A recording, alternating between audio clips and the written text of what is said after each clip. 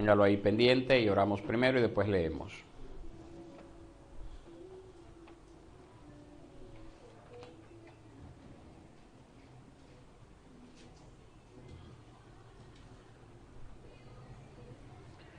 Oremos al Señor.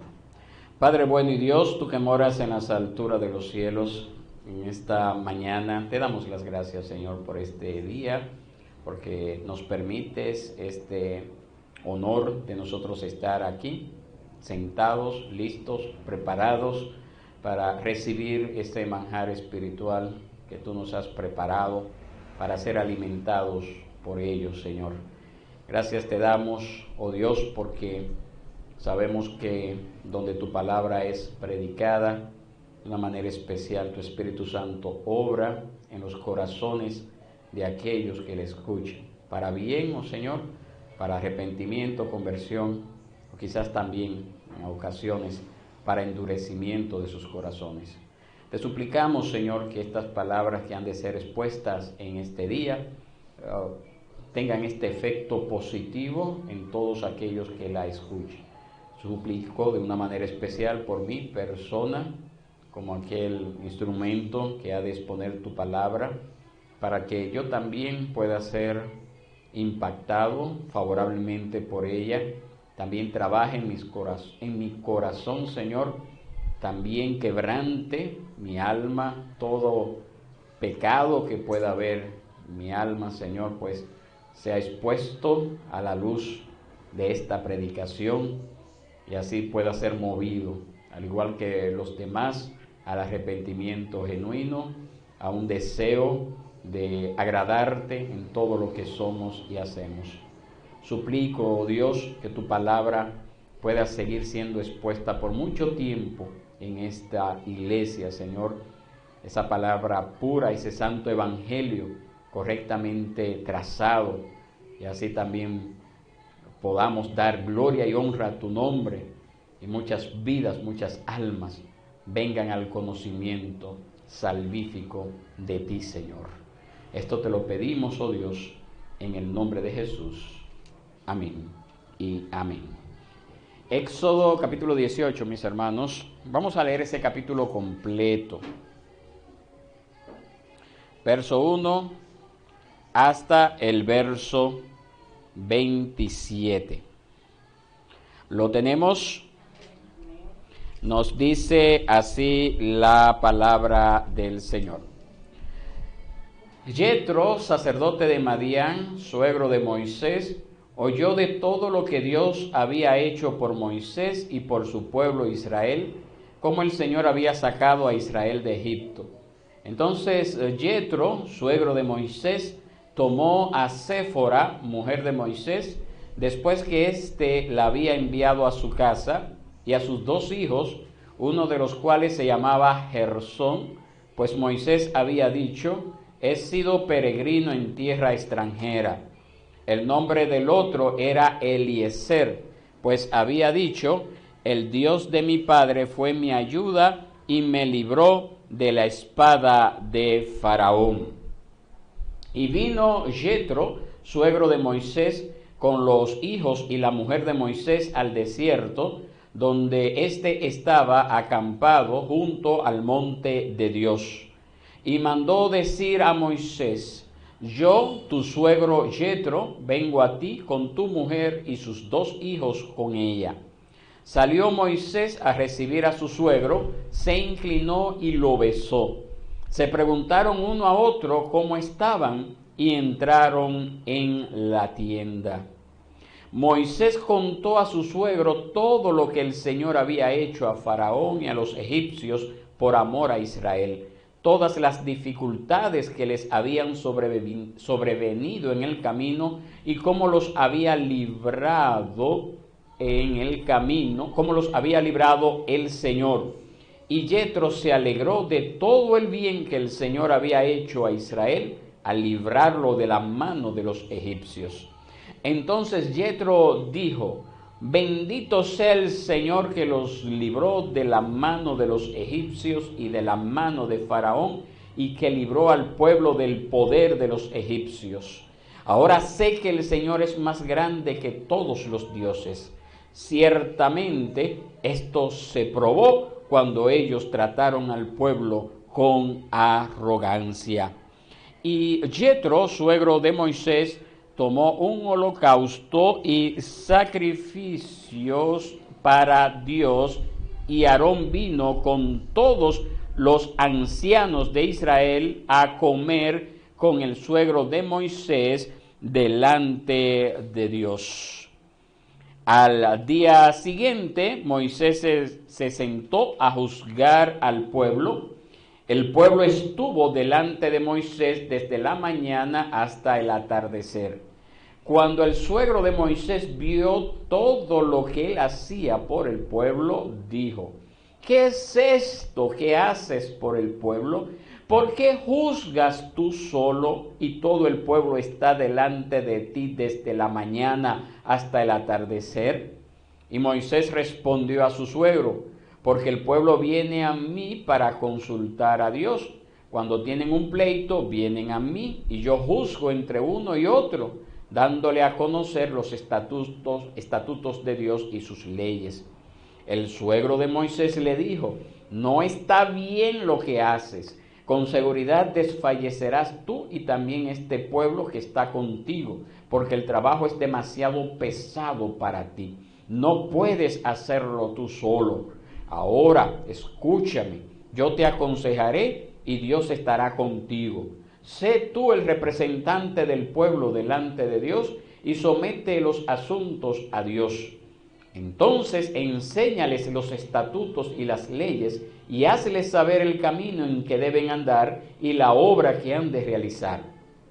Además, escogerás de entre todo el pueblo hombres capaces, temerosos de Dios, hombres veraces que aborrezcan las ganancias deshonestas, y los pondrás sobre el pueblo como jefes de 1000, de 100, de 50 y de 10. Que sean ellos los que juzguen al pueblo en todo tiempo. Que traigan a ti todo pleito grave, pero que ellos juzguen todo pleito sencillo. Así será más fácil para ti y ellos llevarán la carga contigo. Si haces esto y Dios te lo manda, tú podrás resistir y todo este pueblo por su parte irá en paz a su lugar. Moisés escuchó a su suegro e hizo todo lo que él había dicho. Y escogió Moisés hombres capaces de entre todo Israel y los puso por cabezas del pueblo como jefes de 1000, de 100, de 50 y de 10. Ellos juzgaban al pueblo en todo tiempo. El pleito difícil lo traían a Moisés, pero todo pleito sencillo lo juzgaban ellos. Moisés despidió a su suegro y éste se fue a su tierra. Amén. Pueden sentarse, mis hermanos. El tema del mensaje en esta mañana: una reunión familiar y consejos sabios. Una reunión familiar y consejos sabios. Nosotros aquí estamos llegando a la parte final de una porción muy interesante del libro del Éxodo. Dios, en el ejercicio de su gracia perfecta, hemos visto hasta ahora cómo Dios ha visitado a su pueblo, lo ha redimido, lo ha hecho salir de la tierra de Egipto, lo ha librado primero de la mano de Faraón, a través de las plagas, a través de cuando estaban allá para cruzar el mar. Y luego también vimos recientemente cómo fue el pueblo librado de la mano de Amalek. También nosotros hemos visto hasta ahora cómo en el maná Dios le proveyó para ese sustento físico el agua de la peña, el agua amarga que fue endulzada, y en todos estos hemos visto un tipo de Cristo. En primer lugar, Cristo descendiendo del cielo a través del maná. Él mismo dice así en los evangelios. También en la peña hemos visto un tipo de Cristo herido por su pueblo. En el agua que brotó de la peña también hemos visto un tipo del Espíritu Santo que también nos enseña a nosotros a aprender a confiar, a depender, a descansar en el Señor como aquel que nos sustenta, aquel que suple para todas nuestras necesidades, comenzando claramente está de nuestras necesidades espirituales y después también las materiales. Nosotros podemos ver que cuando en un momento dado en la historia, no nos dice las Escrituras en qué momento ocurrió, pero suponemos que este hombre Moisés, luego de haberse casado, eso lo vimos también al principio de Éxodo, y ser comisionado por Dios para ir a libertar a la nación de Israel, en algún momento, no sabemos en qué momento, pues él mandó de regreso a su esposa y a sus hijos a donde el padre de su esposa, donde Jetro. Y sabemos también, mis hermanos, que hemos visto hasta ahora cómo en un momento dado en el camino, antes de ser devuelto, antes de ser entregado a Jetro, a esposa y los hijos, perdón, cuando Moisés iba de camino a liberar al pueblo de Israel, vimos cómo Moisés se enfermó y cómo aparentemente no había Moisés circuncidado a sus hijos, y a causa de esto fue que se enfermó, y a causa de esto el ángel del Señor lo iba a matar, y a causa de esto Séfora, como una mujer valiente, astuta también, con la dirección de Dios, tomó un pedernal y circuncidó a su hijo como la señal del pacto, y en ese momento Séfora le dijo a su esposo Moisés: tú eres para mí un esposo de sangre, tú eres para mí un esposo de sangre. Y esto es precisamente lo que Cristo es para la iglesia. La unión de la iglesia con Cristo está fundada sobre ¿qué cosa? Sobre la muerte, sobre la resurrección de Cristo, y nosotros como creyentes también somos llamados a participar de los sufrimientos de Cristo. Tenemos que aprender un poquito, mis hermanos, lo que es el plan redentor en las Escrituras, para que no nos quedemos cortos solamente recibiendo, pensando que el hecho de ser creyentes nos va a traer muchas bendiciones y nada de sufrimiento. No es así, mis hermanos, no es así. Nosotros podemos ver que, vuelvo y repito, en algún momento en la historia Moisés había enviado a Séfora a su padre durante ese tiempo de misión por parte de Moisés en la nación de Egipto. Quizás probablemente fue cuando el Señor le dijo que iba a enviar las 10 plagas. Evidentemente ella fue una parte del camino hacia Egipto, pero quizás cuando Dios le revela a Moisés que ha de enviar las 10 plagas sobre Egipto, o quizás antes, no sabemos en qué momento. Lo cierto es que podemos leer que tan pronto como Israel se manifestó como un pueblo enteramente liberado, entonces aquí una vez más regresa Séfora con sus hijos a Moisés. Eso es lo que vemos en estos primeros 12 versos que acabamos de leer, cómo Moisés se reencuentra con su suegro y con su esposa y con sus hijos.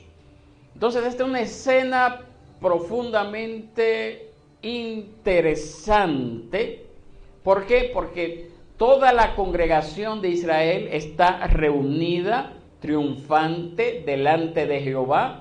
El Señor los ha libertado hasta ahora, le ha dado victoria, ha suplido el maná, ha suplido agua, le ha dado victoria sobre Amalek, y anteriormente le ha dado victoria sobre el pueblo de Egipto. Y aquí nosotros vemos algo muy peculiar. Este hombre llamado Jetro es una persona que no era parte del pueblo de Israel hasta ese momento. Era un hombre gentil. Era un hombre gentil, y cuando él se reencuentra con Moisés, él ofrece un sacrificio al Dios verdadero. Y para completar el cuadro, la esposa del libertador, que es Séfora, es introducida con los hijos que Dios le había dado a Moisés. Entonces es una representación. Moisés, el siervo de Dios, el hijo de la promesa que Dios le había dado a Abraham.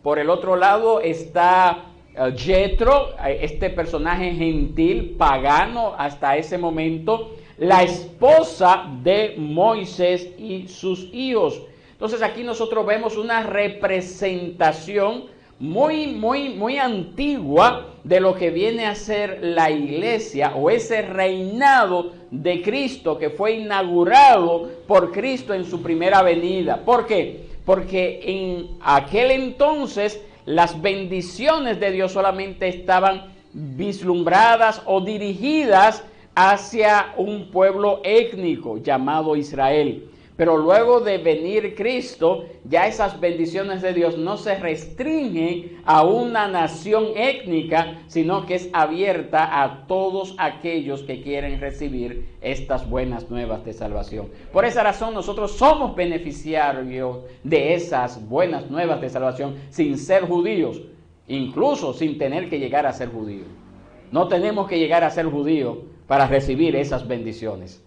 Por mucho que usted vea en el mundo que hay un movimiento por ahí un poco fuerte que está creciendo de judíos mesiánicos que le está mandando a usted a seguir todas las tradiciones de la ley ceremonial del Antiguo Testamento para ser acepto ante Dios, nosotros vemos que con la venida de Cristo, ese velo de separación que había entre el judío y el gentil, entre aquel que tenía que ofrecer sacrificios, pues fue quitado de lado, porque en Cristo se cumplió todos esos sacrificios que eran ofrecidos a Dios, todo vislumbraban, todo apuntaban a Cristo y por lo tanto ya no son necesarios. Esa es la parte de la ley que se conoce como la ley ceremonial o civil, que es otra parte de la ley que ya ha sido abolida. Ya no tenemos que cumplirla porque todos tuvieron su cumplimiento en Cristo Jesús. Pero aquí, mis hermanos, aquí en este pasaje nosotros vemos como ese vislumbre, como esa, vamos a decir, como esa señal de lo que vendría siglos después.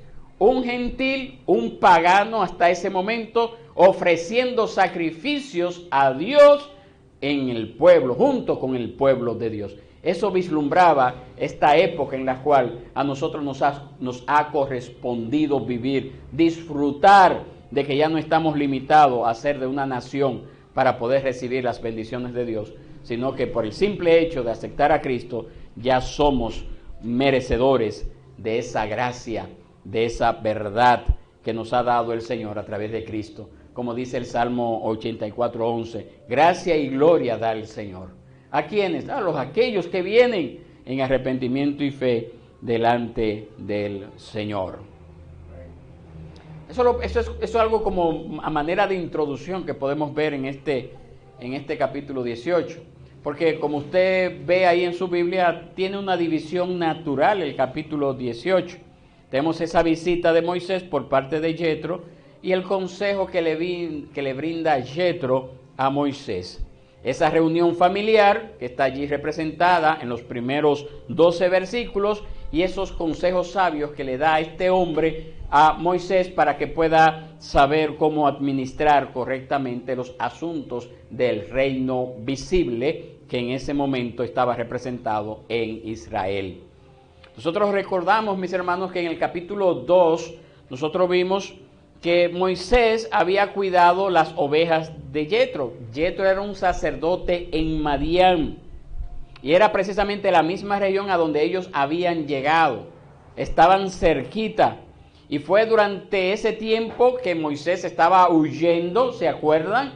Cuando mató a un egipcio y pensó que lo había ocultado porque lo enterró en la arena y después al otro día se descubrió que alguien lo había visto, que tuvo que salir huyendo hacia el desierto, y fue en ese momento en el cual Moisés se casó con Séfora, la hija de Jethro, y este matrimonio había sido bendecido con 2 hijos, uno se llamaba Gersón y el otro se llamaba Eliezer. Entonces, al saber que Moisés estaba en esa región, Jethro fue a donde Moisés y dispuso todas las cosas para reunir o reunificar a la familia. Vuelvo y repito, no nos dice la Biblia en qué momento Moisés envió a su familia de regreso a la casa de Jethro. Quizás alguien podría pensar que Moisés pensó que Séfora no estaba preparada para lo que podría ocurrir en ese proceso de salida de Egipto, quizás fue para preservar la vida de su esposa e hijos. Lo cierto es que la Biblia no nos dice en qué momento esto ocurrió. Nosotros vemos acá que estos dos hombres se saludan con mucho respeto. Esa era la forma peculiar de saludarse en el Medio Oriente. Una pequeña inclinación, como todavía se acostumbra a usar en estos países orientales, Japón, China, los coreanos todavía utilizan ese tipo de inclinación, y un beso entre hombres era muy normal. Y vemos acá que Moisés le contó a Jetro todo lo que les había pasado, especialmente a los israelitas, de cómo el Señor los había librado con mano fuerte y poderosa. Y el resultado de ese testimonio, el resultado de esa conversación fue precisamente que Jetro alabó al Señor y lo confesó como el único Dios verdadero, como nos dice ahí el verso, más grande que todos los dioses. Entonces, en ese momento podemos afirmar que Jetro vino al conocimiento del Señor, que en ese momento Jetro se convirtió al Señor. Hasta ese momento era un sacerdote pagano, de una nación pagana, que Moisés se había emparentado a causa de que estaba huyendo, porque Moisés en ese momento tampoco conocía al Señor, cuando se emparentó con Jetro. Y en ese momento nosotros vemos que hay esa conversión, cuando Moisés y Jetro juntos le ofrecieron sacrificios a Dios, expresando así esa unidad en la fe. Aquí nosotros podemos afirmar que Jetro es uno de los primeros creyentes verdaderos que surgieron de entre los gentiles. Uno de los primeros creyentes verdaderos.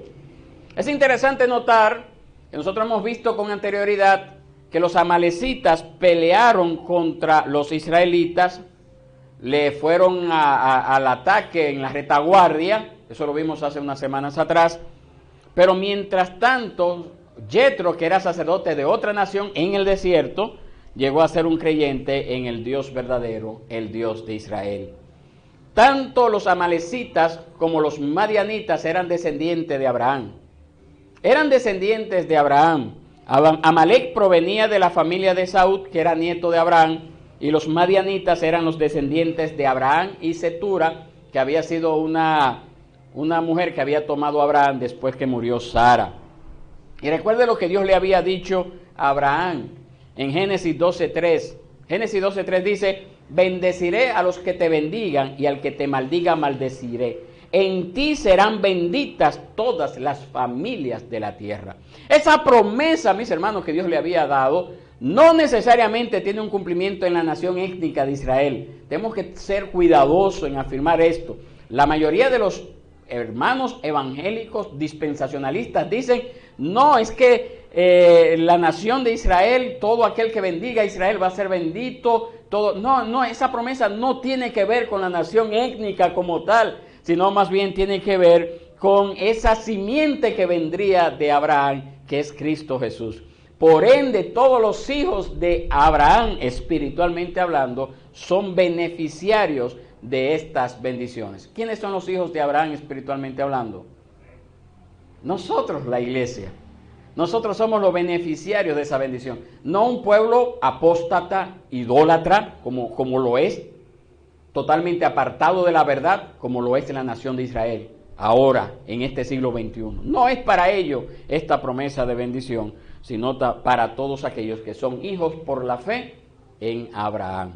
Puede ser un judío étnico, claro está, o puede ser un dominicano, o puede ser un haitiano, o puede ser un americano, porque las promesas se cumplen en Cristo Jesús. Amén. Se cumplen en Cristo Jesús. Cuando nosotros leemos la historia en el Antiguo Testamento, nosotros podemos ver que los amalecitas fueron finalmente condenados a la destrucción, a esa destrucción total por haber atribulado a Israel por muchos años, porque en ellos estaba ese recipiente de la promesa, de la simiente que habría de venir. Sin embargo, en el caso de Jetro y sus descendientes, estos fueron recibidos en la hermandad de Israel y ellos también moraron en la tierra de Canaán. Y lo más importante, claro está, es que ellos llegaron al conocimiento del Dios Salvador. ¿Dónde yo encuentro esto? Pues en Jueces. Jueces capítulo 1, 16 nos dice que se le permitió a estos descendientes de Yetro, a pesar de que aquí se separaron, como podemos ver en este capítulo 18, pero más adelante ellos se reencontraron. Y en el libro de los Jueces, años después, entonces ellos también se le dio una parte de esa herencia, de esa tierra prometida que se le había dado al pueblo de Israel. Entonces estas son dos formas de responder del mundo pagano ante el Evangelio.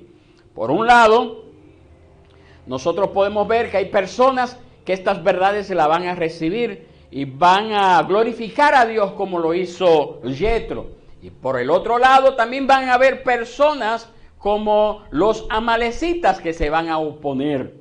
Lo cierto de todo es que en el camino de nuestra vida cristiana nos vamos a encontrar con esos dos tipos de personas. No sabemos cuántos en el camino van a manifestarse de esta forma, ya sea de manera positiva hacia las verdades del Evangelio o de manera negativa. Lo cierto es que nuestro deber como hijos de Dios que somos y como herederos de estas promesas es también proclamar estas verdades e invitar a la gente a tener esa comunión íntima con el Señor como usted y como yo la tenemos. Somos llamados a eso. Tenemos que animarnos a eso, mis hermanos. No tema hablar la verdad en amor. No tema hablar porque quizás va a haber un ataque, porque va a haber una burla, porque va a haber un rechazo a estas verdades. Hable la verdad en amor y Dios traerá a su pueblo los que han de ser salvos. Otra cosa que nosotros podemos ver en estos últimos versículos de este capítulo 18 es que Yetro les da unos consejos sabios a Moisés que también pueden ser consejos sabios para toda persona que desee administrar una organización. Cualquier tipo de organización. Puede ser la iglesia, también aquí hay consejos sabios para la administración de la iglesia, pero también puede ser para, si usted quiere organizar, qué sé yo, una empresa, vamos a decir, pues también estos consejos son sabios para usted poderlo tomar como referencia y organizar sus negocios. Cuando Yetro vio que la responsabilidad era demasiado pesada para un hombre solo, eso nosotros lo vemos ahí en el verso 18, le ofreció a Moisés un consejo paternal, un consejo como de un padre hacia su hijo. En primer lugar le dijo a Moisés que él fuera el mediador entre Dios y el pueblo. Eso es lo primero. Tú tienes esta responsabilidad, Moisés. Tú tienes que ser el mediador, el interlocutor entre Dios y el pueblo. Este es tu principal llamado. No te puedes descuidar en este aspecto. Y en segundo lugar, que fueran seleccionados hombres fieles para juzgar los asuntos comunes de la gente. Eso lo vemos ahí en los versos 20 al 22. Le aconsejó Yetro a Moisés que se ocupara de las tareas de intercesión, de enseñanza, y que juzgara únicamente los asuntos difíciles. Entonces, para mejorar esa organización deficiente que estaba funcionando hasta ese momento, porque Moisés se pasaba el día entero juzgando todo tipo de asuntos que le trajeran, Yetro sugirió a Moisés que seleccionara subordinados para dirigir el trabajo menos difícil, poniendo jefes sobre 1000, sobre 100, sobre ¿cuánto dice ahí? 50 y sobre 10. Es decir, ¿qué peculiaridades debería de tener una persona que dirigiera sobre 1000 y una que dirigiera sobre 10? No lo sabemos como tal. Quizás ciertas habilidades, ¿verdad?, de administración podría hacer que uno dirigiera un grupo de 1000 y otro solamente 10. Pero lo cierto de todo esto, nosotros podemos ver, es que se esperaba 4 cualidades al que te iba a dirigir grupos de 1000 como al que iba a dirigir un grupo pequeñito como de 10 personas. 4 cualidades que nosotros vemos en estos versos, en este verso 21. ¿Cuáles son esas 4 cualidades que nosotros podemos ver así a grosso modo en estos versos? Perdón, se me fue para acá. En este verso 21. 4 cualidades que se pueden ver claramente en el verso 21. En primer lugar, que fuesen hombres capaces, una persona que tuviera la fuerza, la potencia, a hombre de valor, tenía que ser un héroe, de poner las cosas en orden, no un temeroso, no un cobarde, no una persona que saliera huyendo ante el menor problema, no, tiene que ser capaces. Oiga bien, no solamente el que tenía 1000 a cargo, sino también el que tenía 10. En segundo lugar, tenía que ser una persona experimentada, tenía que ser una persona temerosa de Dios, esa persona que tiene respeto y reverencia para Dios, una persona firme en su fe. Tiene que ser valeroso en primer lugar, pero también temeroso de Dios. No solamente una persona que sea valerosa y se olvide de que está delante de la presencia del Señor. Número 3, tenía que ser una persona íntegra, una persona de verdad, una persona cuyas palabras pudieran ser aceptadas al pie de la letra, una persona con firmeza, con fidelidad, una persona que fuera también de confianza, en el cual se le puede apoyar, que es firme en su palabra, una persona que la gente dice, sí, pero él me lo dijo y yo estoy dispuesto a hacerlo porque realmente es una persona de carácter. Y por último, tenía que ser una persona que aborreciera, ¿qué cosa? ¿Que aborreciera qué cosa? La avaricia, las ganancias deshonestas, el soborno, el testimonio falso, eso tenía que aborrecerlo.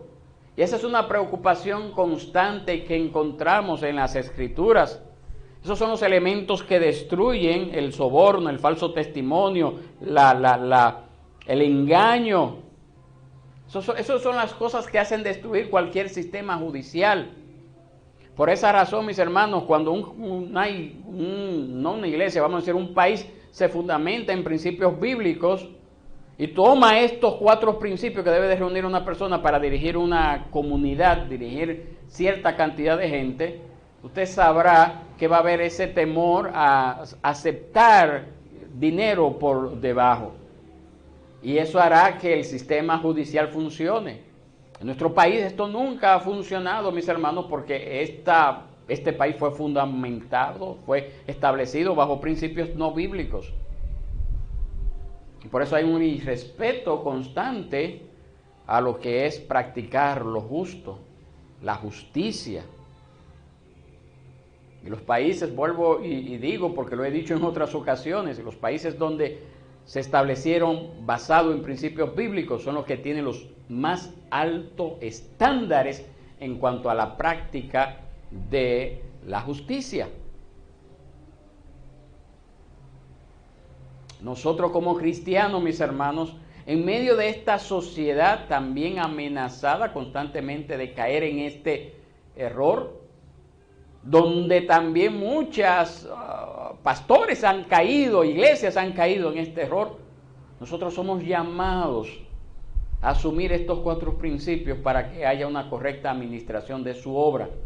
Pero como le dije hace un ratito, si usted quiere tener una organización que funcione, usted debe de aprender a delegar, pero delegar basado en estos 4 principios, en estas 4 características que debe de poseer toda persona que se le asigna funciones de alta responsabilidad, no importando el número. Porque como les dije y se lo digo por tercera vez, tanto el que iba a dirigir los grupos de 1000 como el que iba a dirigir el grupo de 10 personas tenían que tener las mismas cualidades, las mismas características. Ahí no valía de que no, el 1000 se le va a pedir más, no sabemos por qué el de 1000 iba a tener 1000. Lo cierto es que el de 1000 como el de 10 tenía que tener estas cualidades. Y nosotros podemos ver que luego que Jethro hizo estas recomendaciones, con autoridad animó a Moisés a llevar a cabo el programa si fuese la voluntad de Jehová. Eso es lo que nosotros vemos en el verso 23. Jethro, que ya había conocido al Señor, para él era importante que ese consejo que le estaba dando a Moisés estuviera de acuerdo con el propósito divino. Y la única forma que usted puede saber cuál es la voluntad de Dios es cuando usted, ¿verdad?, viene delante del Señor y presenta esos planes, esos proyectos. Planificamos, nos organizamos, damos las recomendaciones, pero luego de que tenemos estas recomendaciones, por muy bonitas que sean, no las dejamos en el aire, no las implementamos necesariamente inmediatamente, sino que las llevamos al Señor. Este hombre tenía la autoridad en aquel entonces, como suegro de Moisés, de poder darle prácticamente una orden, pero no lo hizo así, sino que le dijo, bueno, haz esto y consultemos a Jehová. Y posteriormente, mis hermanos, en el discurso de despedida de Moisés, antes de el pueblo de Israel entrar a la tierra prometida, Moisés vuelve y hace referencia a ese sistema de gobierno organizado que se comenzó acá en este momento y que continuó por todo el tiempo de la vida de Moisés, hasta el momento en el cual llegó la oportunidad de entregar de manera simbólica la antorcha a quien habría de ser su sucesor, en este caso Josué. Todo buen administrador debe de saber delegar, y esto también se aplica a la obra de la iglesia, mis hermanos. Yo como pastor haría mucho daño si solamente pensara que yo tengo que hacer todo el trabajo y que ninguno de ustedes pueden llevar a cabo ciertas tareas de una manera apropiada. Todos nosotros como congregación del Señor tenemos que entender que tenemos responsabilidades, tenemos compromisos que asumir en cuanto a lo que es el avance de la obra del Señor. Y no podemos esperar a que seamos una iglesia grande para decir, bueno, ahora es que podemos tener estos líderes que se encarguen de esto, que se encarguen de aquello, que se encarguen de lo otro. No, mis hermanos, necesitamos personas con esas características que estén dispuestas a asumir estas responsabilidades para que la obra siga avanzando. Ese fue un principio que se ha manifestado desde esa época, siguió durante el tiempo de la nación de Israel y también la iglesia del Nuevo Testamento. Nosotros todos tenemos responsabilidades que asumir. Quizás unos tienen mayores responsabilidades, pero las características que se le demandan serán las mismas que aquel que tiene menos responsabilidades. Necesitamos personas que estén dispuestos, por ejemplo, a trabajar con los jóvenes, a trabajar con los niños, a trabajar con los adultos. Y usted debe de estar en la fila y decir, mira, yo estoy dispuesto asumir esta responsabilidad, reuniendo estas 4 características, y si me falta algo, el Señor me la dará para que esta obra pueda avanzar, y no dejaré solamente el trabajo solo al pastor. ¿Cuánto dicen amén a eso? Solo así en pocas palabras lo que podemos aprender de esto. En este capítulo 18 ya nosotros llegamos a la parte de esta primera a la parte final de esta primera sección del libro de Éxodo.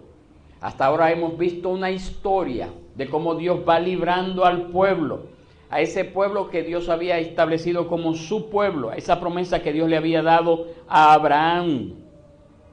Y hasta acá llegamos viendo cómo Dios lo ha llevado hasta acá. Pero esta segunda parte que comenzaremos a ver más adelante en el capítulo 19, aquí nosotros veremos lo que es el establecimiento del pacto de Jehová con Israel. Te he liberado, te he traído hasta este lugar, te estoy preparando para llevarte a la tierra prometida. Ahora tú tienes que cumplir con estos mandatos, con estas enseñanzas. Y eso es lo que nosotros veremos desde el capítulo 19 hasta concluir este libro de Éxodo. Nosotros podemos ver aquí, mis hermanos, ante todo, que como creyentes somos llamados a avanzar el reino de Dios, que como creyentes somos llamados a tener a nuestra familia con nosotros. Yo como pastor necesito gobernar en primer lugar la principal iglesia que Dios me ha dado, que es mi familia, pero usted también debe de orar para que los miembros de su familia sirvan al Señor. tengan también ese privilegio de ver la obra de Dios obrando en su vida y en la de ellos también, sirviéndoles como familia. Esto es lo que podemos ver en esta reunión familiar. Moisés tuvo que recibir de nuevo a su esposa. No podía seguir caminando, no podía avanzar si no iba con su esposa y sus hijos. Y es bonito, precioso ver cómo nuestros familiares, nuestras amistades también se unan en ese sacrificio espiritual de oraciones, de alabanzas, como personas que están en Cristo Jesús. Esto fue lo que ocurrió con Jetro, con Moisés, con Aarón su hermano, con su esposa, con sus hijos, con todos los ancianos de Israel. Se reunieron para adorar, para bendecir el nombre del Señor. Es nuestro anhelo que usted también ore, pero también se esfuerce en poner de su parte para que ese reencuentro familiar sea completo.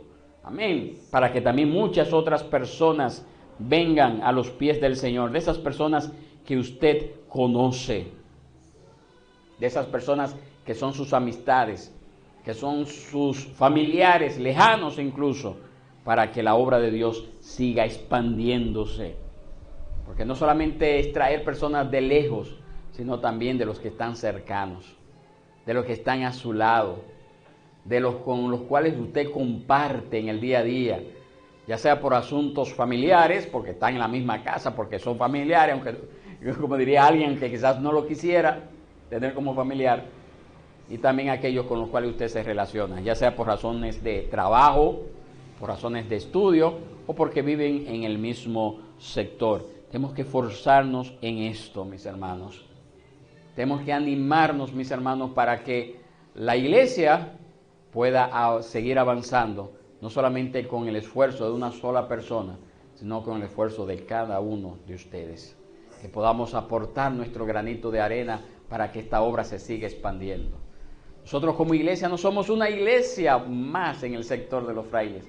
Es una iglesia que ha sido llamada a enseñar las verdades que han sido olvidadas por tantos años en el mundo evangélico.